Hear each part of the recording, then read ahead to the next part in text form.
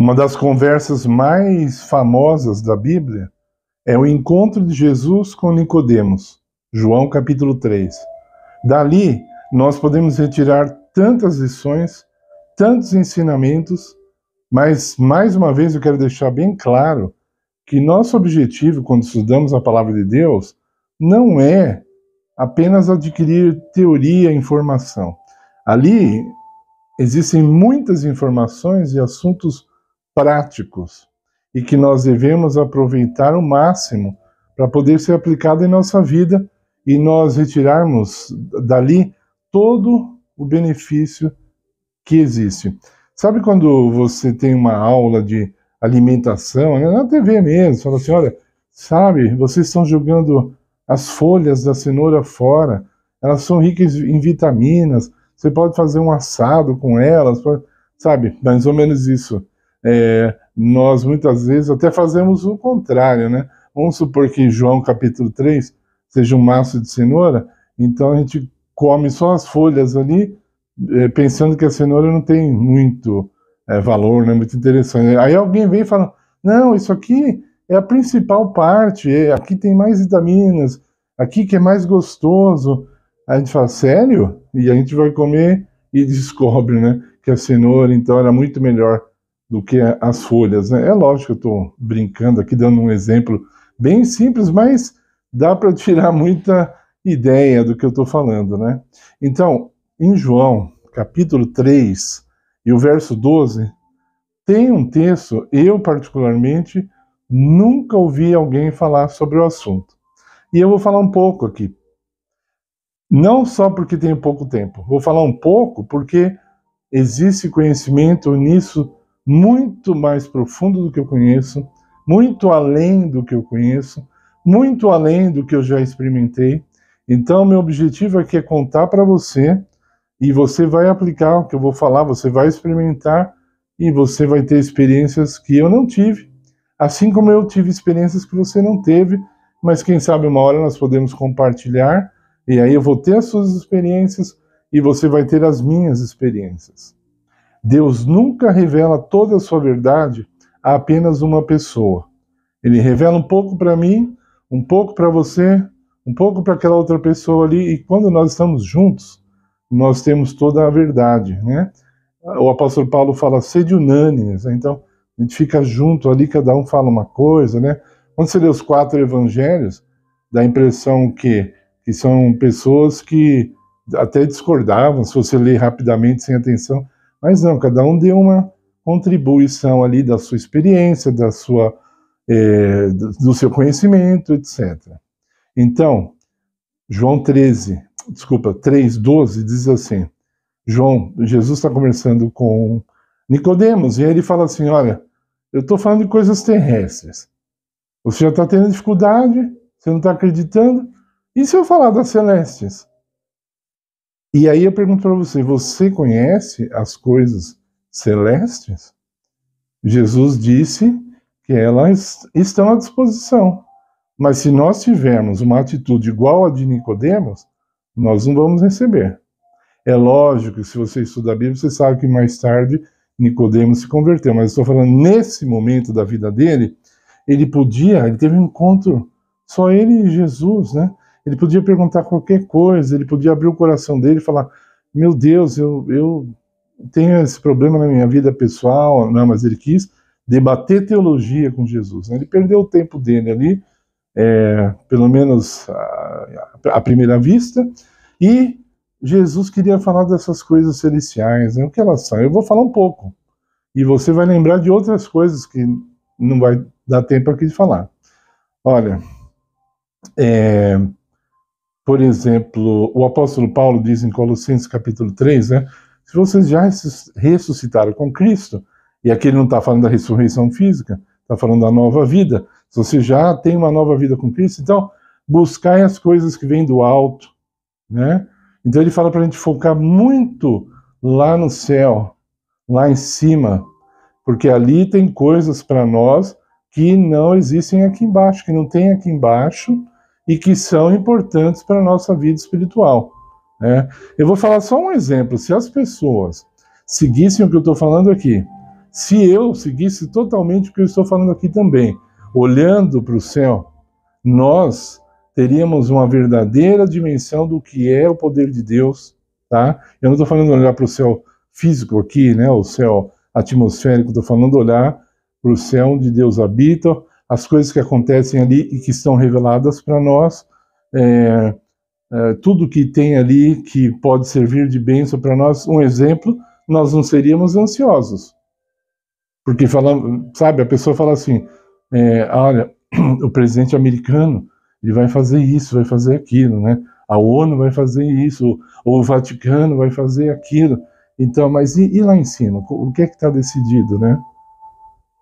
Sabe, por exemplo, nós já falamos um pouco aqui sobre os sinais da volta de Jesus. E Jesus, quando ele termina de falar, lá em Lucas, ele diz assim, olha, quando vocês virem essas coisas acontecerem, olhai para cima, que a vossa redenção está próxima.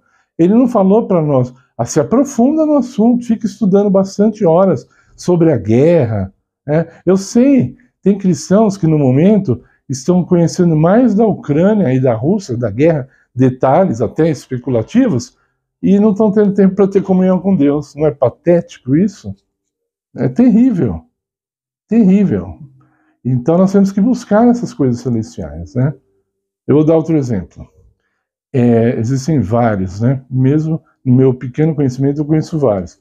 Quando Deus fez chover maná no deserto, aí não se tratava só de um assunto espiritual, era um alimento literal.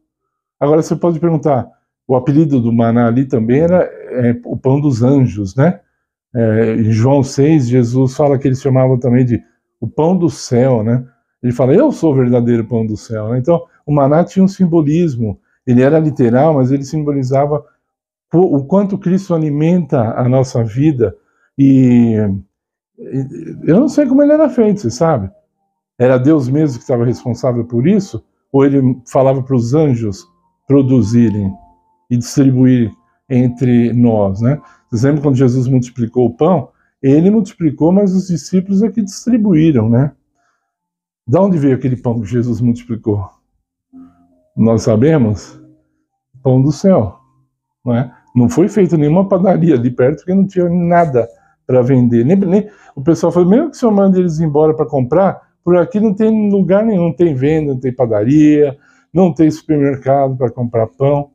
Aí Jesus fala, eu vou fazer isso, vou multiplicar pão literal para que eles possam aceitar o pão celestial. Ok? Então, várias coisas são assim na Bíblia. O apóstolo Paulo, ele disse que ele foi arrebatado em visão lá para o terceiro céu, né, seria onde Deus habita, e ele disse assim, olha, eu ouvi coisas ali que ao homem não é lícito dizer, não dá nem para falar, eu não vou nem falar o que eu ouvi ali, tipo assim, vocês não vão acreditar, então vocês não estão prontos para ouvir. Será que nós estamos interessados naquilo que o céu tem para nós? Já repararam em Malaquias capítulo 3, quando Deus fala do dízimo, ele fala assim, olha, provai-me nisso, e vocês vão ver se eu não vou abrir as janelas do céu e derramar bênçãos sem medida sobre vocês. Então, as janelas do céu, Deus está falando de bênção que está lá em cima, então, e que não está aqui embaixo. Foi o que ele falou. Eu não posso falar assim, não, as bênçãos do céu que Deus falou não são do céu, são aqui da terra. Ué, então por que ele falou que era do céu? Não era mais fácil falar bênçãos da terra? Vocês estão entendendo? Isso é muito amplo. Para vocês terem ideia, as crianças de hoje trabalharão em empregos que ainda não existem. O que eu quero dizer com isso? Existem muitas coisas disponíveis aos filhos de Deus lá no céu, entesouradas para nós. Se nós não formos buscar, nós vamos ficar lá. Se nós formos buscar, nós teremos, e aqueles que não servem a Deus não terão. Até mesmo coisas materiais, porque ideias vindas de Deus, elas podem se transformar em coisas materiais.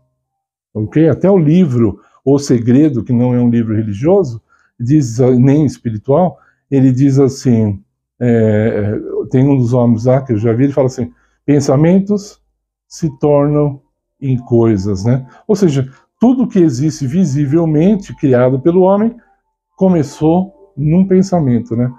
Santos Dumont, observando os pássaros sem se cansar, tem que ter um jeito de fazer o homem voar também. Pensou primeiro, depois veio o avião aí, né? Agora, eu queria citar um texto de Ellen White, importantíssimo. Antes, eu vou te fazer uma pergunta. Lá no céu, tem muitos tesouros para os filhos de Deus. Existe uma chave para abrir esses tesouros? Existe uma chave para abrir essa sala, né, cheia de tesouros? Então, o texto de Ellen White diz o seguinte: a oração é a chave que abre os tesouros celestes. Eu vou repetir. A oração é a chave que abre os tesouros celestes. Ora, se você pensa que o teu bem-estar em qualquer área da vida depende da política do governo, um que saiu, outro que entrou, agora vai ser melhor. Se você acha que depende disso, você não é um verdadeiro cristão. O cristão depende de Cristo. Ele aprende que Cristo governa a vida dele. Ele aprende que Cristo está acima de qualquer crise. Ele aprende que Cristo está acima de qualquer doença. Ele está lá no céu. Por isso que nós oramos, falamos assim: Pai nosso, que estás no céu, acima de tudo aqui embaixo. Está lá no céu. Inatingível, a não ser pelas nossas orações e pelas nossas necessidades. As nossas orações e as nossas necessidades atingem a Deus. Ok? Você não quer abrir esse tesouro celestial através da oração e receber tudo aquilo que você está precisando ou tudo aquilo que você almeja para poder ajudar outras pessoas? Você tem bons argumentos para mostrar a Deus a fim de que você seja abençoado? E aqui eu não estou falando assim de você merecer, não. Eu estou falando assim: Senhor, me abençoe porque eu sei como administrar suas bênçãos. Eu já aprendi e eu vou fazer isso e vou fazer aquilo. E quando você tem um bom plano, ouça muito bem o que eu vou falar agora. Quando você tem um bom plano, um plano dirigido por Deus, um plano dirigido pelo Espírito Santo, e aí você pede recursos para Deus, eles virão. Agora, quando nós não temos planejamento nenhum, nós não estamos esperando nada de Deus, então nada vai acontecer. Nós não vamos receber nada. Eu queria citar mais um texto de Ellen White. Ela diz assim: agora chegamos na hora de esperarmos grandes coisas do Senhor. Esperarmos grandes coisas do Senhor. Chegou a hora de esperar. Só que ela escreveu esse texto há mais de 100 anos. Imagine agora, então. Agora é hora de esperar maiores coisas do que na época dela. E aqui, eu não estou falando assim, esperar por um iate, não. O contexto é a obra do reino de Deus, é você receber bênçãos materiais mesmo para empregar, para ajudar, para matar fome, para vestir os pobres que não têm, para ajudar crianças, enfim. Se você tiver um planejamento sincero, Deus, ele é tão bom. Eu conheço uma pessoa que nem serve a Cristo, nem menciona o nome de Cristo, só que ela quer fazer essa obra de ajudar pessoas carentes, crianças, e ela é abençoada com muitas coisas. Não sai do bolso dela quase nada. Ela faz campanhas e ela ajuda as pessoas. Se você acha que Jesus está triste com uma obra dessa, você está enganado. Ele está muito feliz, é uma obra celestial. Outra hora, em outros vídeos, nós vamos falar sobre o trabalho celestial que Jesus está fazendo agora. Por favor, deixe seu like no nosso vídeo.